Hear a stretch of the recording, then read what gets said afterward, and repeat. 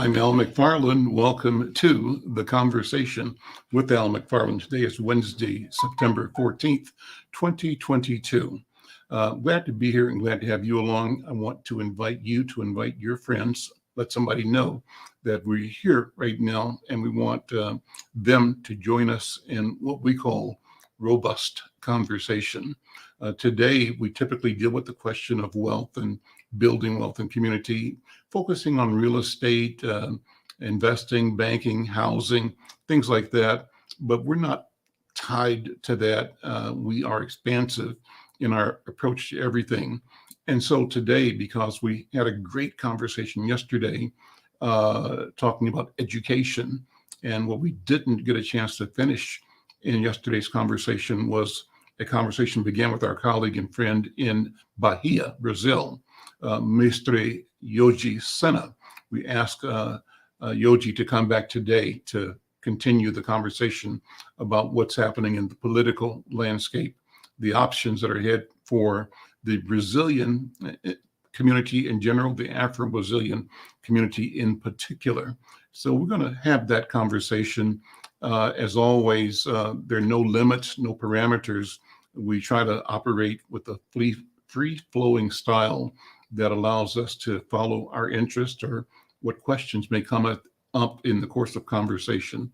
And so, one of the things on the agenda today, later on, is a conversation with Troy Johnson, who will be joining us to talk about the work he does as a book seller and book publisher. So that'll be cool. You can join us. We're going to post the URL or the StreamYard link. And if you're interested, jump on the conversation. Let us know what you want to talk about, and we'll see if we can get you in the conversation as well. Let me begin by bringing on my colleague, Brenda Lyle-Gray. Brenda, how you doing, my friend? I'm fine.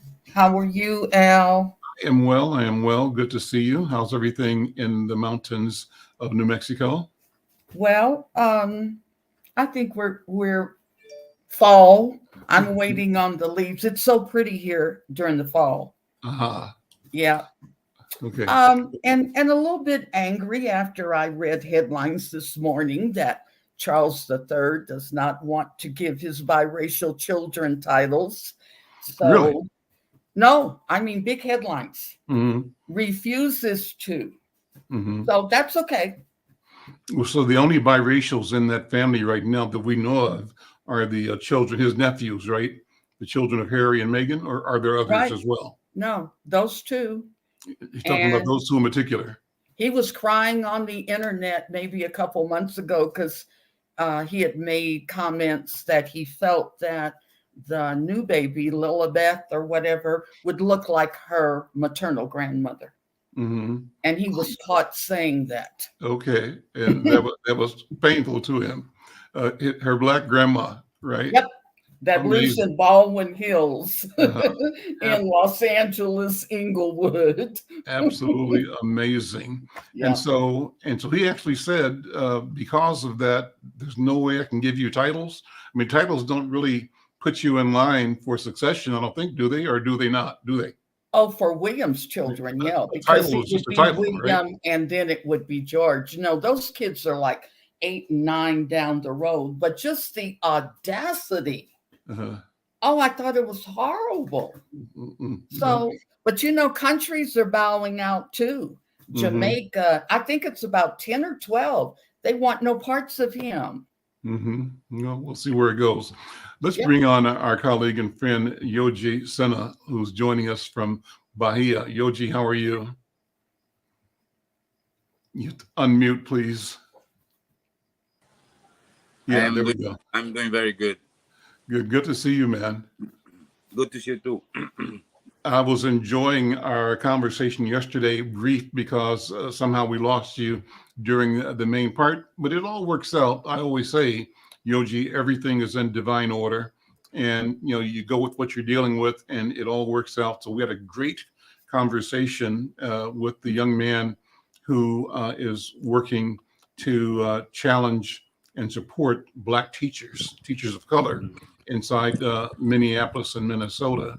And you were at the end of that conversation but I wanted to come back to you and just have you do some education, talk to our community about what's happening on the ground there in Bahia in particular, but in Brazil in general, because you're explaining, an election day, a few days away, 8 or 9 candidates, but 2 major candidates, Bolsonaro, the incumbent, right? And then the name of the challenger was a previous president, Correct. Lula. Lua. Yeah. And so take us back. Let's go to Brazil 101, and Professor Yogi, take the time to walk us and give us understanding of the issue, the history, the dynamics. Okay. Well, to do a short introduction to the present moment, I will do this analogy. So we can the significance of Lula being elected to be president of Brazil. It was very similar in some aspects, also more impacting to the election of Barack Obama to the presidency of the United States. So it was the first time. Actually, last week we commemorated 200 years of independence of Portugal. That Brazil was ruled by somebody who didn't belong to the elites, right? Or who succeeded the slave owners. So it was the first time was Lula. After I think 4 or 5 attempts, he got elected. He was a union leader in the 70s. Was constantly hostigated by the military at that time yet, and he was the leader of the metallurgic union, and so he has been participating in the history of the last 40 years of Brazil very actively, and always in the side of the rights of the workers. And the peculiar thing, and that has this similarity of the election of Barack Obama, that not only he was a factory worker, right? He has 9 fingers that he lost one on the press machine, and he comes from the northeast of Brazil, right, from the state of Pernambuco. Mm-hmm. So the people of northeast of Brazil here, they, another analogy you can do, they are like the Mexicans here. So they migrate historically from a area that is poorer and it's a semi-arid environment to work on the big cities and in the south, that is the engine of Brazil. So they do all the jobs that people don't find it very glamorous to do. Mm. So, and they have, for somehow we do have a different accents from the people in the south. So the south is mainly European. Mm-hmm. So he, after 5 or 6, 4 or 5, as I said earlier, attempts to get elected, also after overcoming, right, all the persecution of the military, he did was elected. Mm-hmm. By the majority of the population, and that has caused a great existential crisis for the elites, for people who historically have privileges, and Mm-hmm. he did reorganize the society in many aspects that has created resentment. So one thing that I mentioned to you the other times, it's the cases of domestic slavery that is discovered even this month. Every month is discovered cases of domestic slavery, and this last one was a gentleman who actually very close to where I live here. He was has lived in a mansion, or somebody has a mansion for decades. So, but Lula, for example, he uh, broke down the system that we had here historically, that is a remnant of slavery, where everybody has a little bit more possession or more income. They have a maid in their house, and they live in the house. So the buildings here, in many houses, most houses, they have like an apartment building. They say it's they announce it's a 3-bedroom, living room, TV room, plus employee dependencies, which is so they have a room for the employee who used to live in the back of the is after the kitchen by the laundry, and the finishing of the construction, that room, it's another quality. The bathroom, the faucets very inferior quality, the floor is inferior quality, this kind of stuff. So he broke down that system, for example, that now they are who wants to have them, they are employees, and they have all the legal rights of workers. So right, pensions, free time, work period of 8 hours, and so most of them migrated to become small business themselves. Those women, they got empowered, and now they charge by the hour. Very similar how it is in the United States. That is a job that is made, in Minneapolis by a lot of Brazilian women. They do clean houses for people.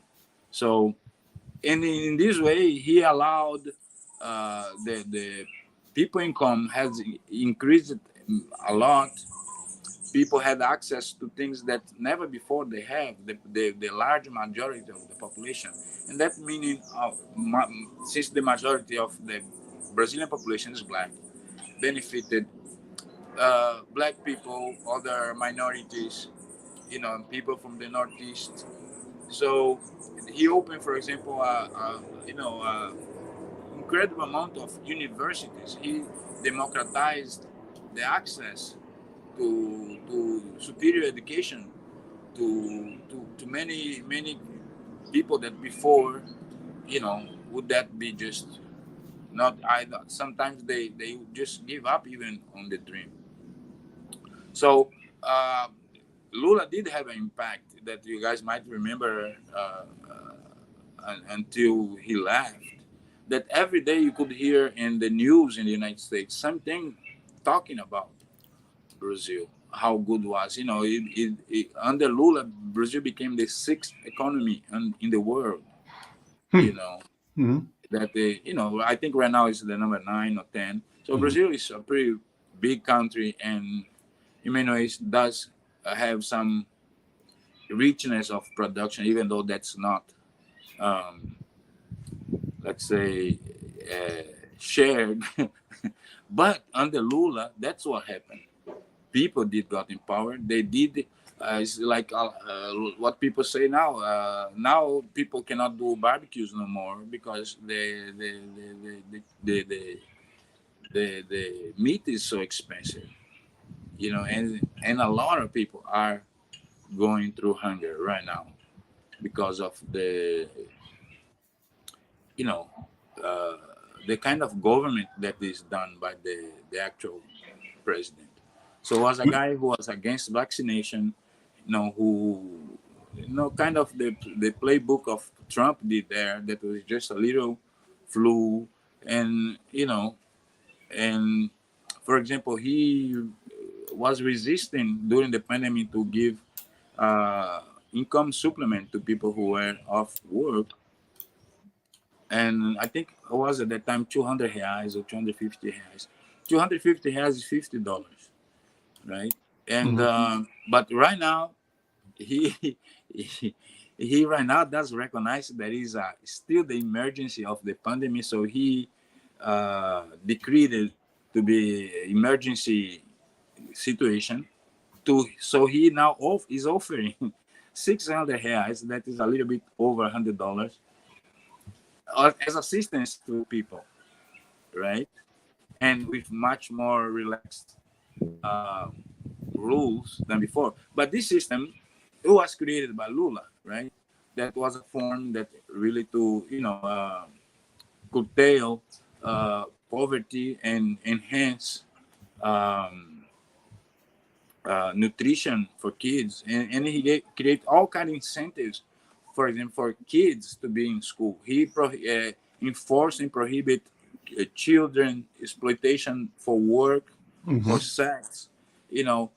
So he did a big change that has been questioning these 200 years of privilege, right? Some of the reports that I have read suggest that Bolsonaro's success was based on his convincing the public that there was a lot of corruption. And that's what he kind of campaigned on. But tell you what, let me just take a break, Yoji. And, I was looking at an article on the election that appeared in a recent edition of the Washington Post. And it kind of lays out in part that, Jair Bolsonaro is really a right-wing populist, as you say. But what he's done is cut fuel prices, it says. And he also has sent monthly cash transfers to poor families. But that has been his strategy to try to get more support from the people probably in the North and Northeast, where his natural base may be, as you said, in the South, which is European. But despite those efforts, he's not succeeded in closing the gap. And that Luis Ignacio Lula da Silva, who is 76, is still leading by more than 10 percentage points. But they say that when the field is reduced to a head-to-head matchup, the gap is even wider. Lula is even stronger at that point. And, it mentions that Bolsonaro was a former officer in the army, and he's been in the Senate, I think it was, or in legislature for a number of years. What else here? And you can tell me, this article says that Lula had been in prison. I don't see right away what the story of that is, but his conviction apparently was a no. And it also says that Bolsonaro dismissed COVID-19 as a little flu, right? And that didn't sit well in a country, where a lot of people, 34 million people were impacted by COVID-19, including almost 750,000 who died. And that number is presumed to be an undercount, so many more.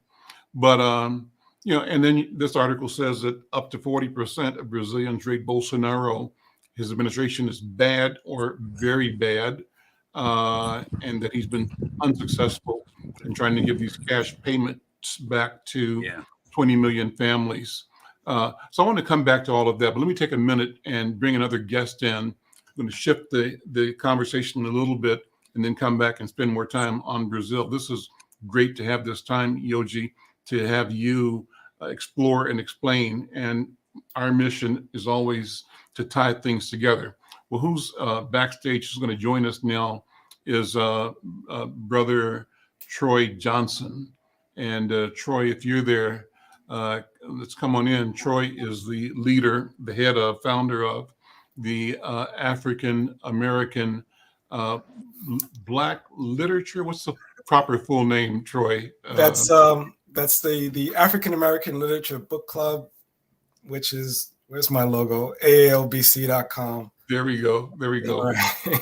Good to see you again. I don't know if you were on before when Yoji was on, but if not, let me introduce you to Yoji and to Troy. Pleasure to meet you. And I'm hoping you just join me in this conversation with Yoji, right? because I think that we all are bringing our concern about the movement of the world and the elevation of opportunity for our people wherever we are on the planet. And I think that because of what we're doing here, the three of us, I'm not sure if you're in Texas or in East Coast or West Coast. Troy, where are you? I'm actually, right now I'm in Tampa. In Tampa, Florida. So you're in Florida. Yogi's in Bahia. I'm in Minnesota. Brenda is in New Mexico. Amazing that we can be together. It's awesome. That's so cool. and I think it means something about the movement of the planet and movement of our people in the planet. It means that we can have this direct relationship with each other, tell each other how it looks from where we sit and where we stand, and personalize the narrative of community and country in ways that we see similarities, we see angles, strategies, problems, systems that either hurt us or help us. And we see our ability to be the masters of the future. So for that reason, I really enjoy having this format and this place to talk. And take a minute to give us again the story on the literature mission that you're on. And before you're done, I'm going to bring us into conversation with your thoughts on what's happening in Brazil and what you've observed as a literature and business person about how our people are doing throughout the diaspora. Okay. I guess I start? Yeah, go ahead. I was not actually listening while I was on backstage, but I can talk to this issue in general. Mm-hmm. Personally, I've spent 3 weeks in Ghana this year, a month in South Africa, and one of the things that I have noticed is that the world is getting smaller. Mm-hmm. We're becoming more interconnected and can reach out and communicate in person and online far more easily than before. And that's despite being in the midst of a pandemic. One of the things that I am noticing, however, is information is circulated more easily, but at the same time, misinformation circulates more easily. And the way things are structured on the web in particular, and the media follows the web often in most cases. You see the media looking to see what's on Twitter and then rebroadcasting that. But, bad information or scandalous information or negative content spreads more quickly than positive content. And as a result, what I'm seeing is, misinformation traveling far more widely and having a bigger impact. I've been managing a discussion forum for decades, for almost 25 years. And one of the things that I've seen most recently, and it's surprising, is there are individuals who will come onto the forums and start out, saying reasonable things, and then slowly becoming more radical and more aggressive. And I'm beginning to believe it's a tactic, because, I've seen traditional trolls come in and plop in, just obvious nonsense.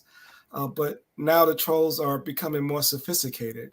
And I think I'm getting a taste of what is happening on social media more broadly, in the sense that we know there are people who are on social media who are trying to sow dissent, who helped, for example, get Trump into office. And, some of us may feel that we weren't influenced to vote for Trump, but some of us were influenced not to vote at all. We were so disillusioned by all of the negative stuff, and Hillary's operating a pedophile ring in the basement of a pizzeria and all this stuff. It is impacting our democracy. It's impacting in what we believe. And I think it's in many ways it's made, despite the technology, despite the access to information, we're less informed or poorly informed.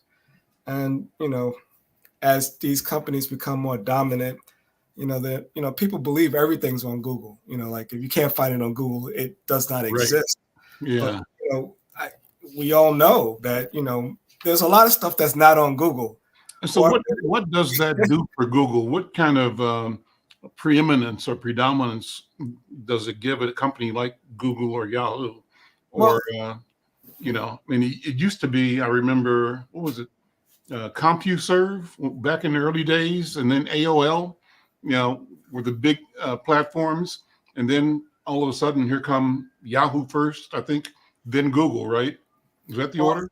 Yeah, the order, I used to use Netscape and Alta Vista, and they were great. And indeed, Google, aside from their own content, aside from their ads, aside from their algorithm that's biased against Black stuff, is actually a good search engine. So, Google does what it does because it maximizes revenue, full stop, end of story. But their maximizing revenue has distorted the web, is perverted it in ways that does not serve us. So when I say there is tremendous content on the web, sometimes it's just undiscoverable. Most of us, we go to Google, we plop in a query, and 66% of the time when someone goes to Google, they don't have to leave Google, because Google has scraped stuff from Wikipedia or scraped stuff from some other website and presented it on the page, so you don't have to go to the underlying website. And not only do you not go to the underlying website, you don't scroll, you don't look at anything past the 10th search engine result. So today, in the old days, the real marker is when you don't think anything else exists. Well, that's the thing. When you come into your use of technology where you think this is where it begins and ends, and then you're locked, right? Exactly. So people believe, if it's not on Google, it doesn't exist. But again, Google, no one's going to page 2 of Google, certainly not page 3 or 4 or 5, and it might be a great site on page 16, but no one is going there. And so that's our challenge. So as a bookseller, as someone trying to disseminate information, there's a tremendous amount of competition. So you go to Google, you look for something, you never leave Google because Google puts all their stuff up there and their ads, and then if you happen to try to search, you're not going to go past page 2 or page 1, really. So again, majority of people who go to Google don't leave Google. 90% of websites, and I wish I could quote a source, but I read somewhere 90% of the websites that exist do not get traffic from Google. That's a big deal. And and indeed, I serve at Google's largesse. They could wipe me out tomorrow. And I think we had this conversation before. They have done that, back in 2011. They, most of my traffic comes from Google search. Not social media. It comes from trying to create content and optimizing the site for search engines. And as a result, I've been able to survive for 25 years. But, Google could literally end that tomorrow.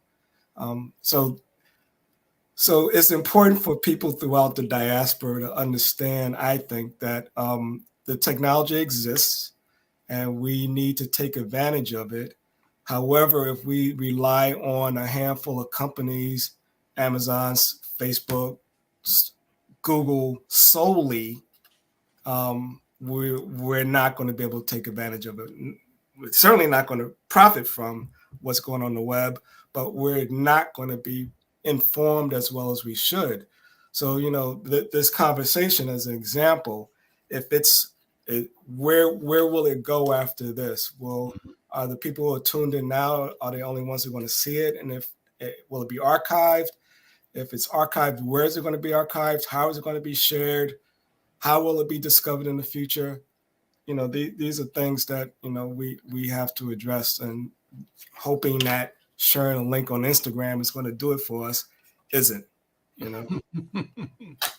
And when we talked last time, I told you that I had become a follower and participant in the social media concept called narrative with a K, and Nubia. And I think you checked in with them.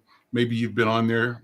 How do ventures like that work, given the expansiveness of YouTube and Facebook and Google? Is there a certain amount of either naivete or audacity associated with the idea of creating a parallel or alternate stream? They use the language all the time, social structure versus governance structure. Governance structure, they say, and I say they, I'm talking about the two principles among the many organizers of narrative, those being Dr. Karen Hunter and Dr. Greg Carr. But they use the term, and it's a great term for me to learn with and to conceptualize, the landscape. Governance structure is how we are to each other and for each other. What do we mean to each other, and what do we do that builds sustainability, viability, possibility for us individually, collectively, as a community, as a culture, versus the social structure. And the social structure is the outside world that attempts to manage, control, and extract from us as a culture for its benefit and not necessarily for ours. So that to me describes, the grand picture of a Facebook or Google, and the narrative Nubia represents something that is governance, what we can do for each other. How do you assess projects like that? And are there many? No, I'm not aware of many. And I did take a look at it when you first made me aware of it, and Greg Carr and Karen Hunter are terrific people in terms of trying to help Black folks and educate, so, their reputations are stellar. And the benefit, so the difference, if memory serves, it's their courses that they give, classes, workshops that they give regularly, and there's a cost behind it. Mm-hmm. And so the cost is driven by quality content, meaning that they're providing, they're educating people, and people are paying for that, mm-hmm. which is, stands in stark contrast with, trying to profit off of one's information. Okay. Trying to manipulate people to stay engaged on a platform so that they can deliver more ads.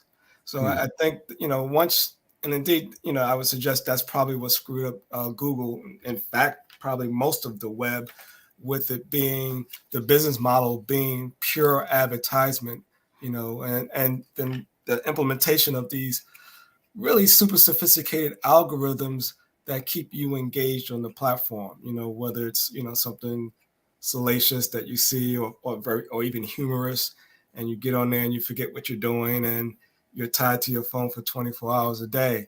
Mm-hmm. In stark contrast, what Greg and Karen are doing is educating people. So that's the thing that's pulling people in. Yeah. And so the challenge is to, create more of those and spread the word about it. And in fact, now that I think about it, I've been lax in not sharing information about what they're doing. And so I appreciate the reminder, and I'll look for that in my next newsletter. At the break.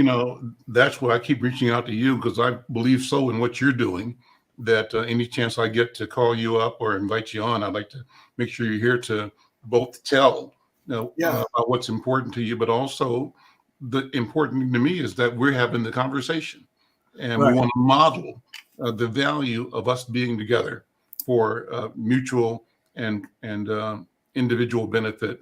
I benefit just by learning, and then by buying from you. Hopefully you benefit because I become a customer of yours and I buy books from you, but also tell people about you and share my excitement about being a customer of yours on this platform and others as well. Great. No, that's the only way that businesses like mine survive. They survive through the support of individuals, like yourself and many others. That's the only answer. Of course, it takes a lot of work, and I'm behind the desk most days, and sure. But I'm mission driven, and I enjoy what I do. And again, your business and your support is crucial. I can't say any more than that. So I appreciate you. We'll take a minute to talk about your next publishing project. You've got a book coming out. Yeah. Yep. And I'd love to know more about your discussion forums. That just sounds, because that's kind of what I want to do. So I want to learn from you how to do that. That's number one. And then you've also got an anniversary. You've been at this 25 years. Yeah. Next month will be, in October of 1997, I sat down at a computer and started this online. At the time, it was just, selling books on the web, but it's grown to be a lot more than that. And one of the first things I did was set up a discussion forum. Mm-hmm. And at the time, it was super popular. I mean, because, look, there was no social media. This was years before social media emerged. And in fact, when you mentioned AOL, and there was places like CompuServe, and there was all what we call these walled gardens, so if you want to, participate in AOL, you had to call them up, dial in, connect to their servers, and you were limited to doing what they said you could do. Mm-hmm. And then the World Wide Web emerged, and it became commercially available to anyone, literally anyone. And people were super excited. They were like, all right, so we are no longer constrained by what AOL will allow us to do. And there was an explosion of all of these platforms and bookstores and you name it. I mean, there was just so much content out there. Mm-hmm. And now we've contracted again, and we're back to where we were before, where it's like either you're on Twitter or Instagram or Facebook, and you can only do what they tell you to do. And in fact, now it's even more pernicious in that you're manipulated into engaging in certain behavior and looking at certain things. But we're locked in. We're back to the walled gardens again, where we've relinquished control to these companies. And, so as a result, my discussion forums aren't as popular as they were 15 years ago. They're just not. They used to be super vibrant, mm-hmm. super engaging, and, it's just a fun to participate in. So describe that. I mean, let me get an idea of what that was about early on and now even. All right. So, I mean, early on, you would get, hundreds of people participating regularly. There were, 100, which is a lot, for people to go to a platform, sometimes argue, sometimes be supportive. It was just the whole thing. Was that when they were talking at that time or just keyboarding? Just keyboarding. Just keyboarding. Not even today, nothing verbal. Okay. I mean, so it was just people typing in what, mm-hmm. what's a current, like someone posted recently about, it was an old post, but the post had to do with the notion that there are many more Black people now overrepresented in television. So someone floated that idea. And then, someone else mentioned, there's more interracial couples on TV now. And, so that led into a wide variety of discussions, and some say it's good, some say it's bad. I chimed in talking about the latest Discovery episode of Star Trek, where it was to the point where like no white men on this show unless they were homosexual. It's just talking about these types of things. And so there was a literature forum, there was a poetry forum, there was all types of forums, and people just, had a great time. But, social media has really sucked all the way out the room. So there are things that social media are doing that, I'm not doing on my forum. So I'm not pushing you content. So you go to the site and you decide what you want to look at. Social media is really sophisticated in serving you information in your feed that's going to keep you there. They've done things with, the like button, for example. So people are motivated by how much their content is, someone just clicks the like button or how much is shared. Mm-hmm. So the motivation is a little different in that now people are putting up content and they're driven by how popular it is. And it's really changed the behavior of people and how they feel about themselves. And the cameras now kind of automatically edit how you look. And so you look a little bit better than you do in real life on social media. Then someone else sees it and be like, wow, they look great. I don't look so great. And, it's just that whole thing. But, the forums on AOBC.com, you could pretty much talk about whatever you want to talk about. There are ardent Black Trump supporters who debate, ardent people who are aggressively against Trump, and everybody in between. They talk about, astrology, whatever. It's just it's a whole. Well, so how do people if they want to get into one of your forums, how do they do that? All right, so there's a sign up. You have to sign up. Over the years, I personally approve each account because there are bots and programs that generate logins, and if you let them just log in freely, you'll get overrun by spam. So spam is a major management of spam is a chore. Okay. So the software that drives my forum helps with that a little bit, but yeah, sometimes I can't tell. So if you have a Russian domain, that's usually one sign. It's a red flag, right? A flag anyway. Yeah. It shouldn't be, but it turns out it is. So if you coming in .ru, you're not likely going to get approved. But then, I often approve accounts that look legit and they turn out not to be. Sure. So you have to log in, create an account.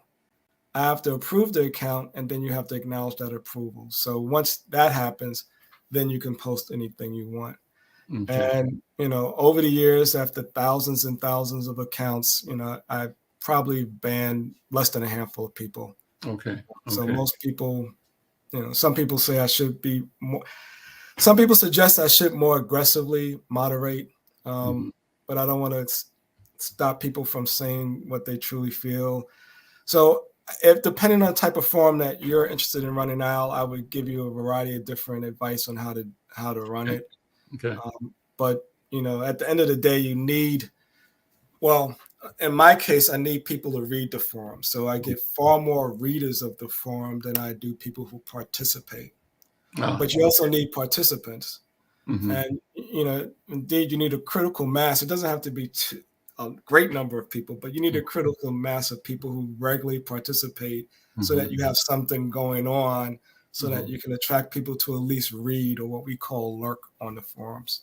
Well, that's kind of our goal here, even in this conversation, is to build it, to do it. Number one, to be here every day, to have this content generating experience. But our intent, obviously, is to try to expand and to get more people to show up regularly and to engage in some way, Okay. So again, I'm remiss here as well. How do I share?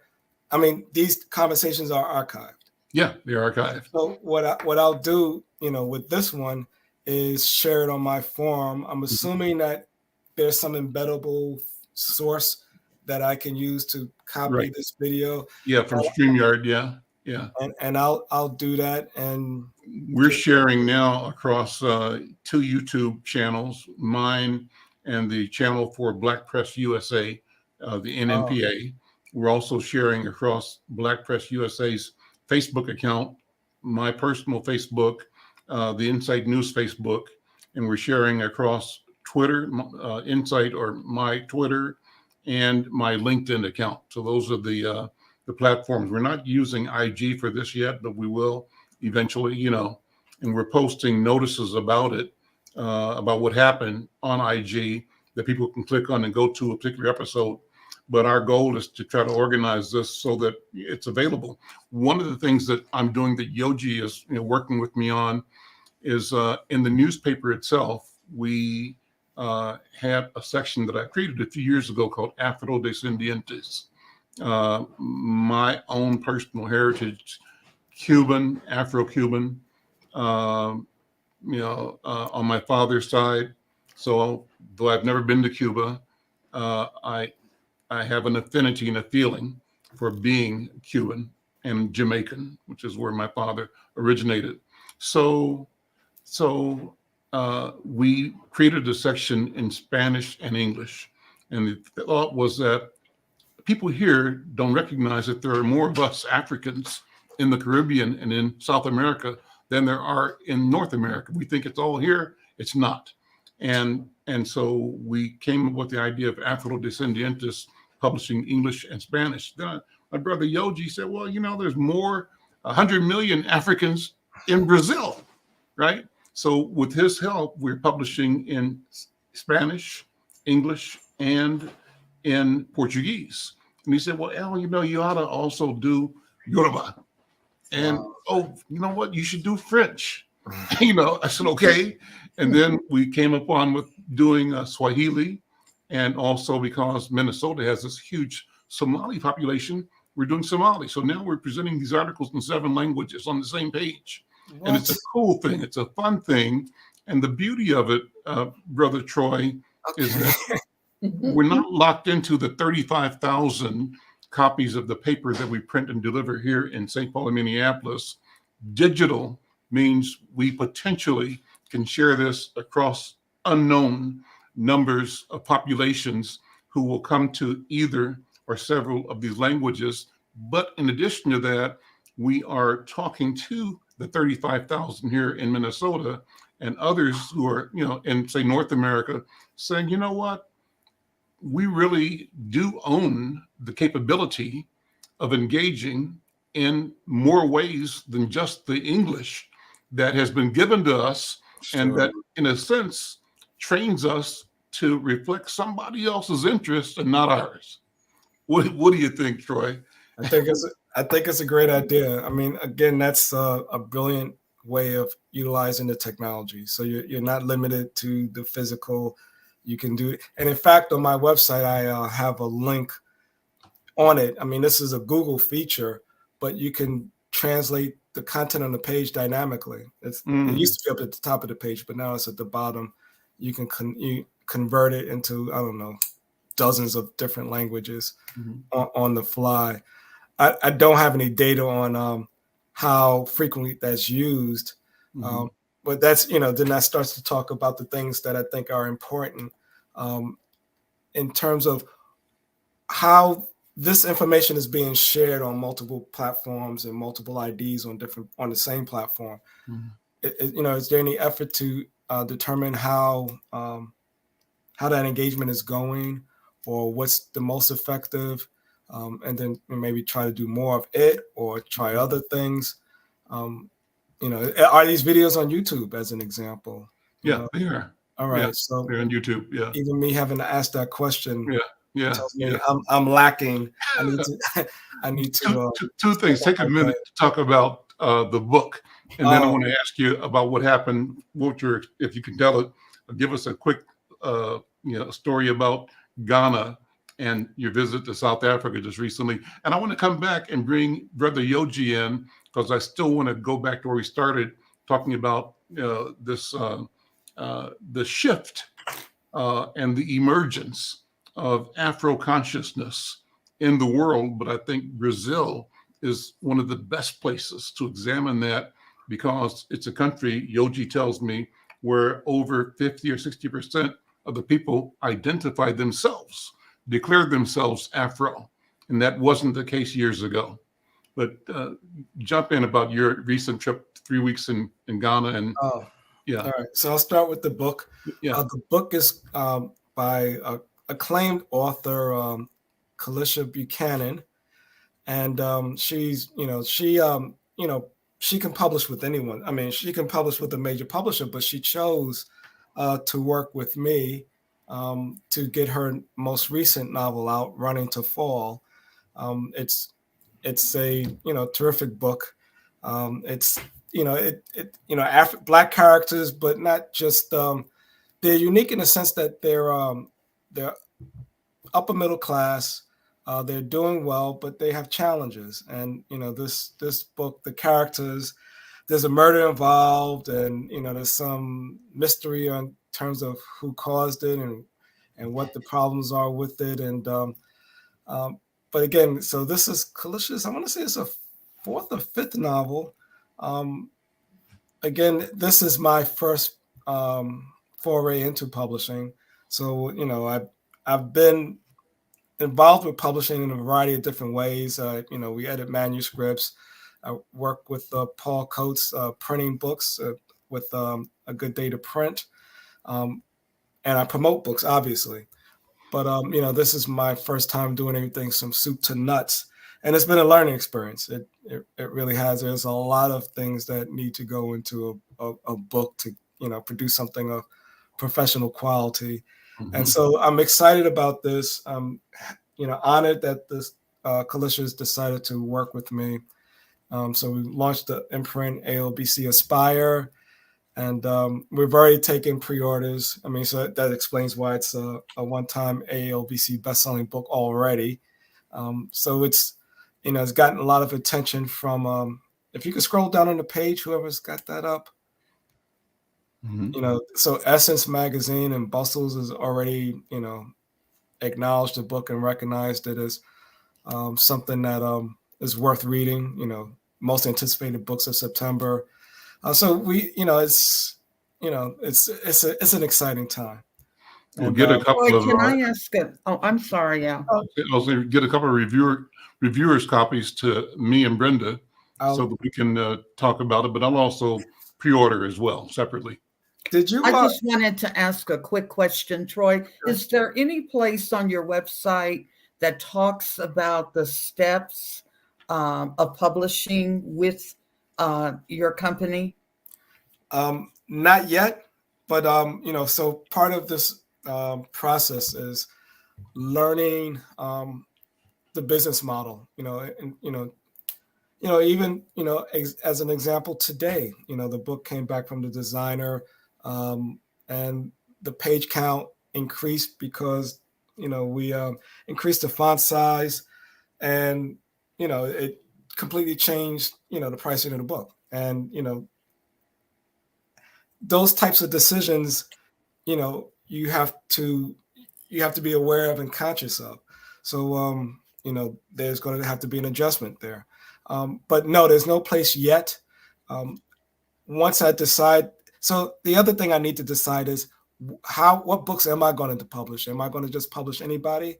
So if I'm not going to just publish anybody, because you can go to Amazon or Ingram Spark or any number of people who publish anybody. So I want to publish works, by, high quality authors. And how do I divine that? It depends, so I have to figure out my business model in determining who and what types of books I publish.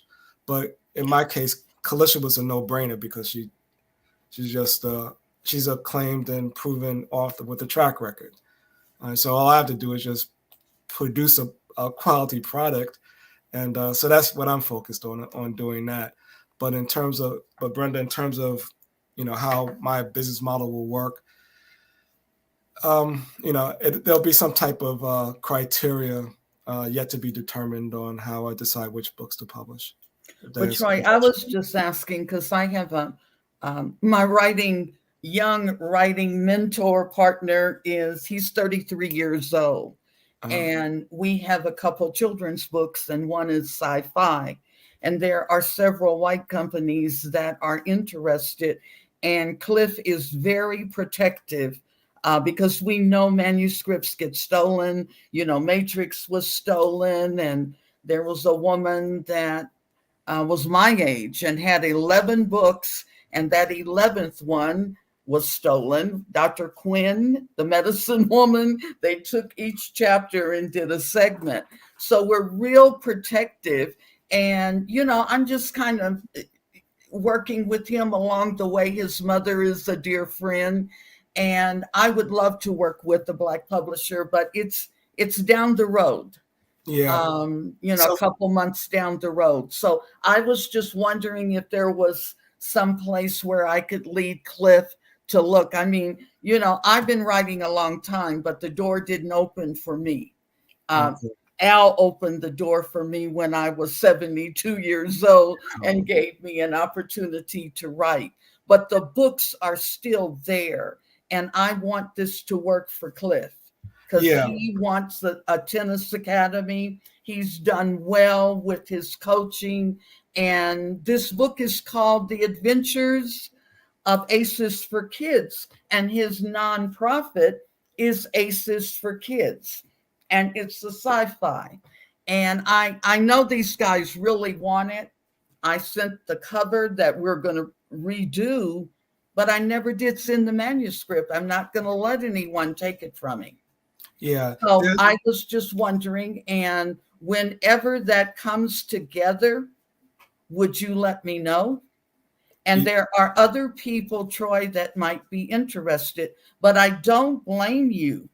Step by step. And you're talking about 25th anniversary. You look 25. I was just going to say. Anyway, kudos. I appreciate that. But children's books are a different thing than a novel. So I won't be going. I can tell you now, I'm not going into children's book spaces, but I can definitely recommend that you reach out or the author reach out to Cheryl and Wade Hudson at Just Us Books.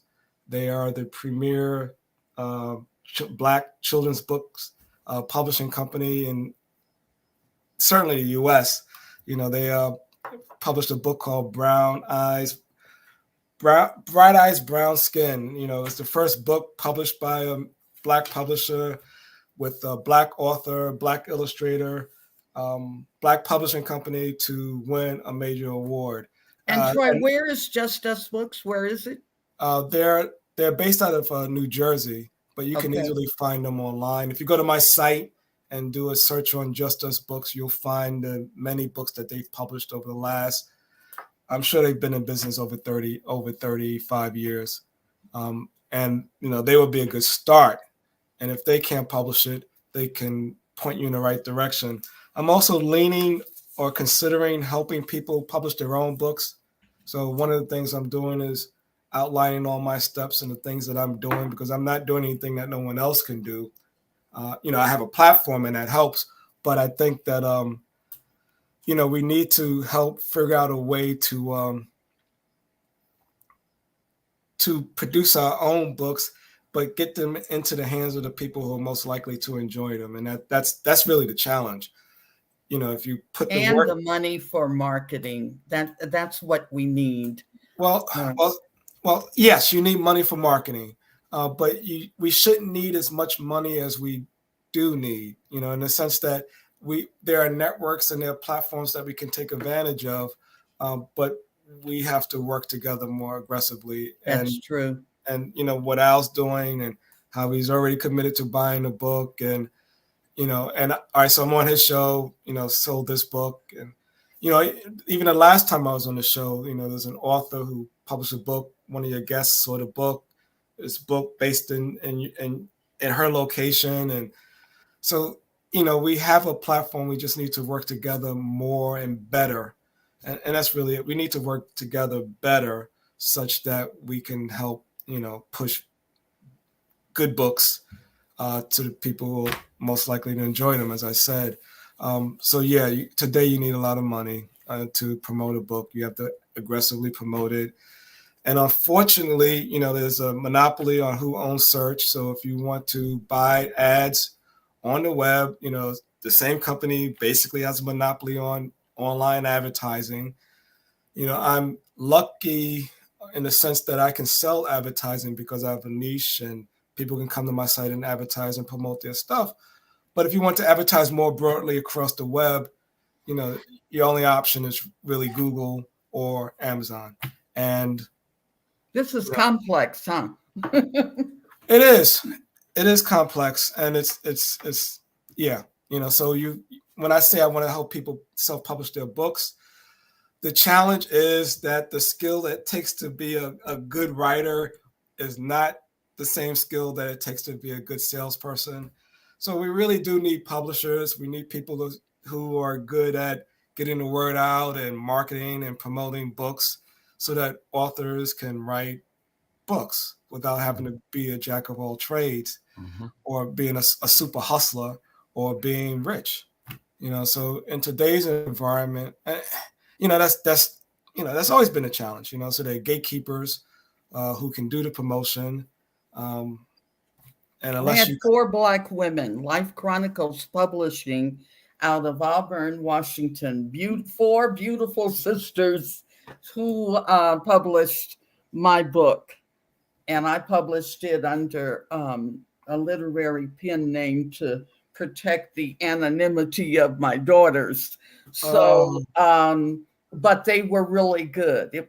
I don't know. She was with Huffington Post, but we have to do that. We have to help their businesses as well as they help us. Yeah, so, if you email me their information, I'll definitely check out their books. Okay. If they're still publishing books. I think so, Troy. I really do. Okay. It would be good to have enough time to do my boss's story starting 40 years ago on 28th Street. I have been hinting for about a year, but he doesn't seem to want, so maybe I can get him to do an outline because his story is phenomenal and his family is phenomenal and it would be really good. He's celebrating his 75th birthday tomorrow. He tells me I'm the oldest of the bunch. There are 4 of us that grew up, together. And I think that every time a brother pops up, I'm just more amazed. But his mother was just amazing. And his father was an entrepreneurial before any of us ever thought about it. But that was our neighborhood. And that was the cohesiveness of the Blacks during the late 50s and 60s. But we were also revolutionaries too, Troy. Yeah, I've read about that. I came across a picture of Fairland Park, Al, and I thought about that. And I told someone, I said, oh, don't ask Kamal and Al about Fairland Park. Yeah, Fairland Park. Yeah, we protested. Yeah. So talk about South Africa and Ghana, and then on Yoji come back in and just I'm gonna have to close out with Yoji again. I'm sorry, I was running my. Okay, everything works. Everything works. Yeah, 2 very different places.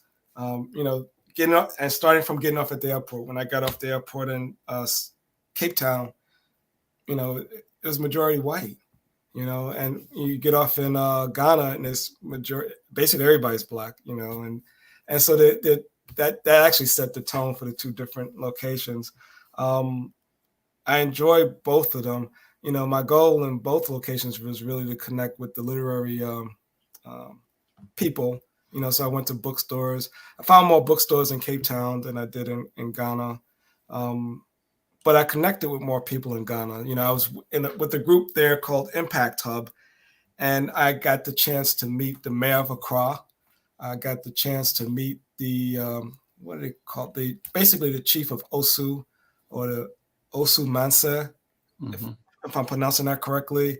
And it was it was a very formal event with honor guards and gunshots and presentations and introductions. So that was really interesting. But the idea behind both trips is that there are people who are trying to get more African Americans or more Black people from the States to work more closely with people on the continent and vice versa.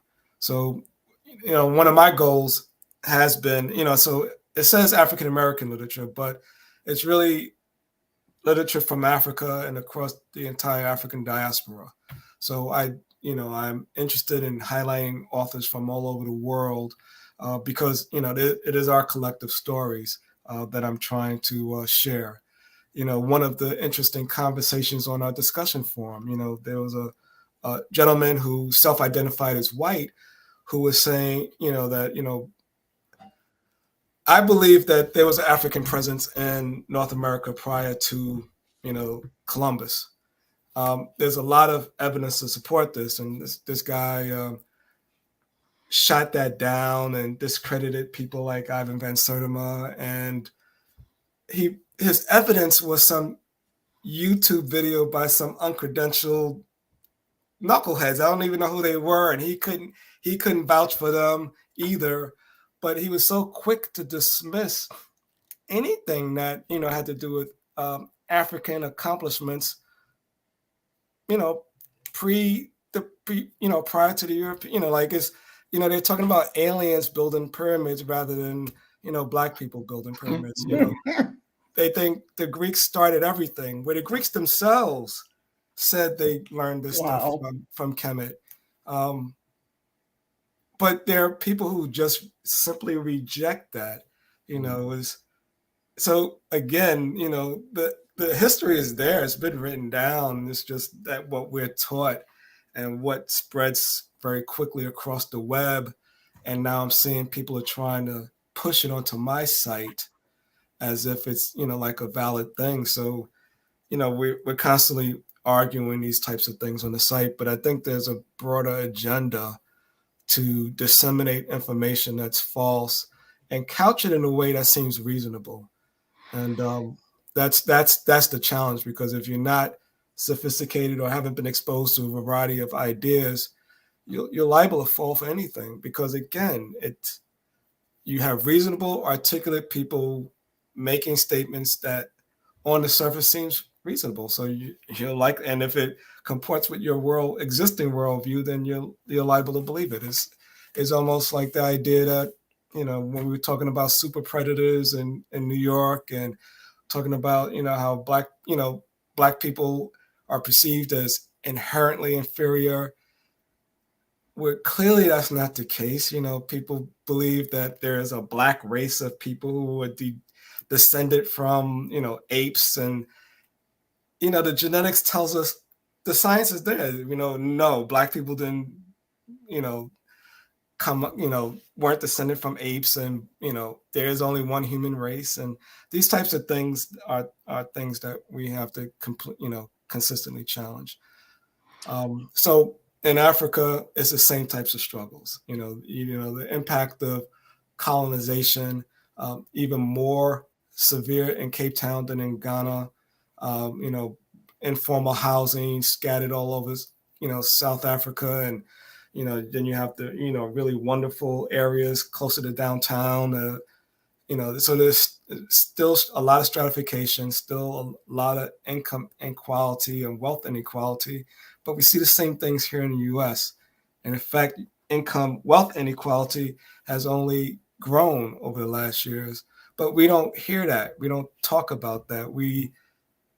I don't know what we're doing. It's almost like people don't really appreciate how bad it is here. Because most Americans don't have passports and think America is the greatest place that's ever been.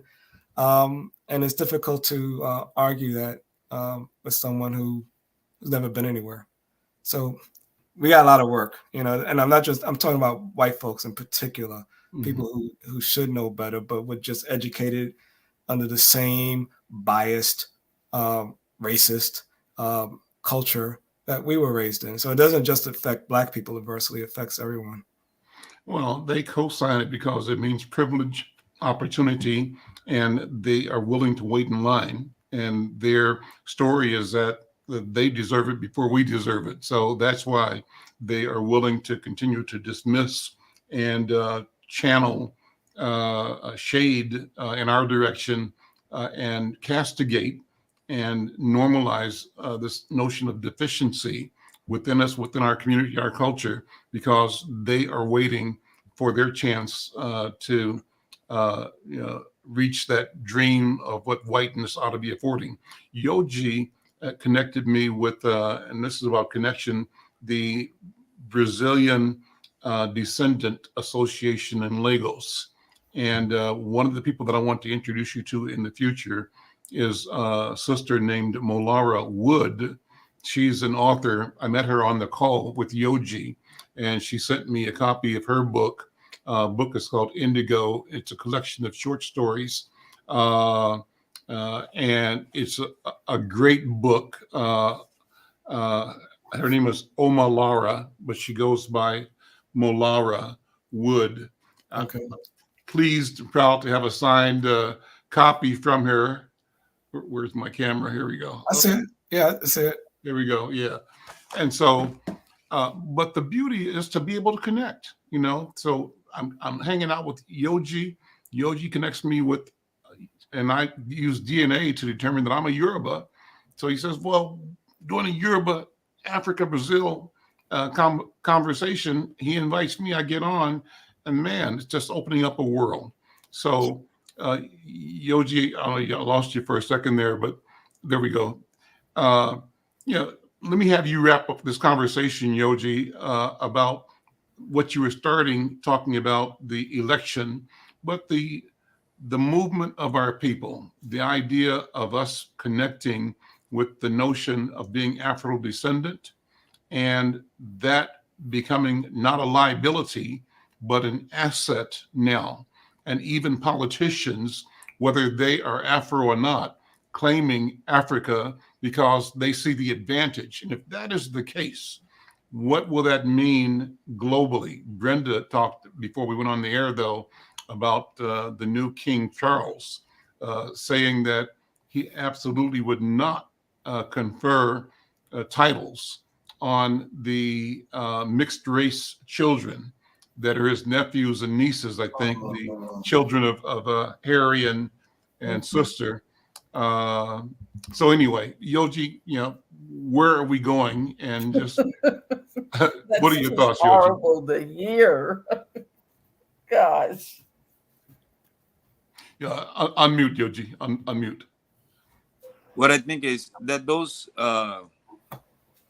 politics of identity, in certain way, for the system, got out of hand, where every flavor or tribe of culture or whatever, by sex, by race, by ethnicity, got empowered. And as the brother was saying earlier, as information get much more democratized, also got the noise. But in this Stella, yes, the empowerment of Black people comparing to years back, it's incomparable, right? The presence that we have now. And I think we're not going back, but that has caused, now that this has sunk in to, those with privilege, has caused them now to be lashing back. And this is happening over there, is happening over here. For example, as you mentioned, I have the exact statistic. It's 49.46% of the candidates this year, they self-identify Black, including one of the candidates here in the state of Bahia, that he's dark skinned. He would look like maybe Indian or native South American if it was in the United States, but he's not. He has not the features of Africans, but he's pretty dark. But he's the heir of political dynasty here, that everybody is very, very white, right? So I don't know how the configuration he came this way, but this election he did self-declare as Black.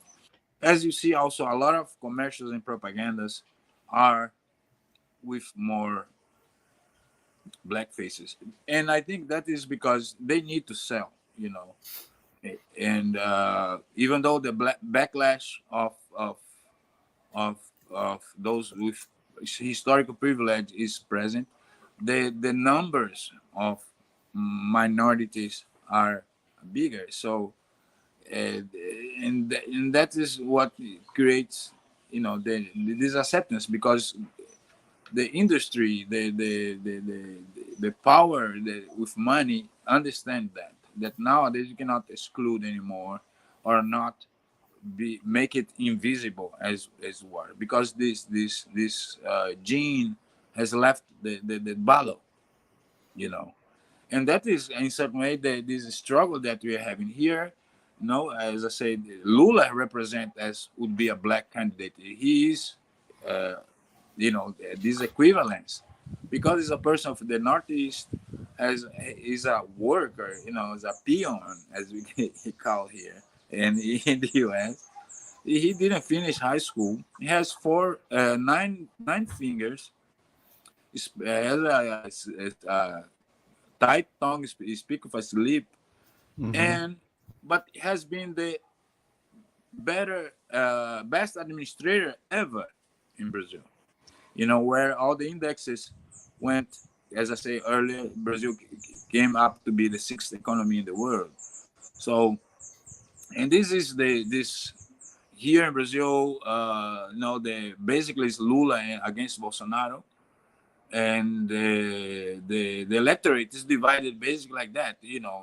People of European descent or those who consider they are better economical class, or they has those right wing. Because also I would like to remark, Bolsonaro is uh, how you say, extreme right wing, not just right wing, Mm-hmm. and I ignore right wing. So he has popularized guns. So the violence, as we talked yesterday, it's prevailing now. Their followers of Bolsonaro has been attacked and killed several people. Last night, one of them that is a Congress guy attacked vehemently, as the president did in the debate, a female journalist. I mean,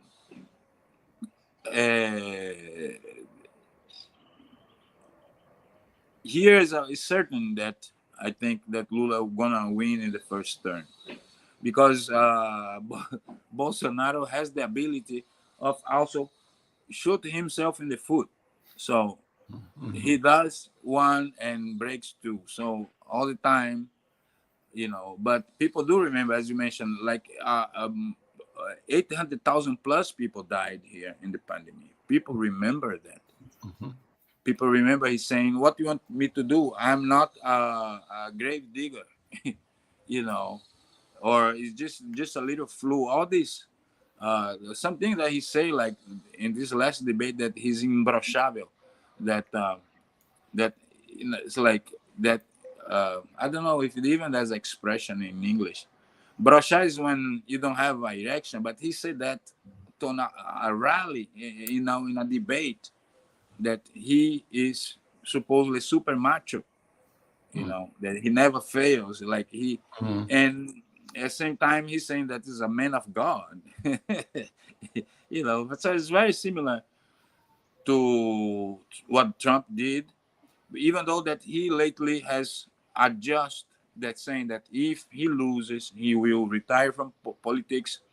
But until recently, and he does that intermittently, he's creating doubt about the legitimacy of the electoral process and of the counting votes. Because Brazil, here we do electronic vote, and in the same day we have the results.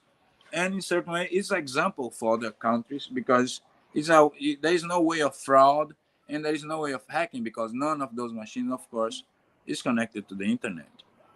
So, but he created this narrative of doubt, like Trump did, that all his followers that are not particularly known for have good critical thinking skills, they just repeat those things. Sure. Yeah. Like Trump. And so the American government has advised, as to say, that they believe the electoral system. You send this message in a certain way that wouldn't support any other outcome that not to be the popular voted president to take office. Yoji, thank you, man. Thank you. You're welcome. This has been a good conversation. Troy, thank you. Brenda, thank you. Let's keep doing this. And I think it's important that we have these conversations. I'm Al McFarlane. This is The Conversation with Al McFarlane. We'll see you next time. Troy will send you the link, and please do share it. Okay. Good. All right. Thank you. Take care, everyone.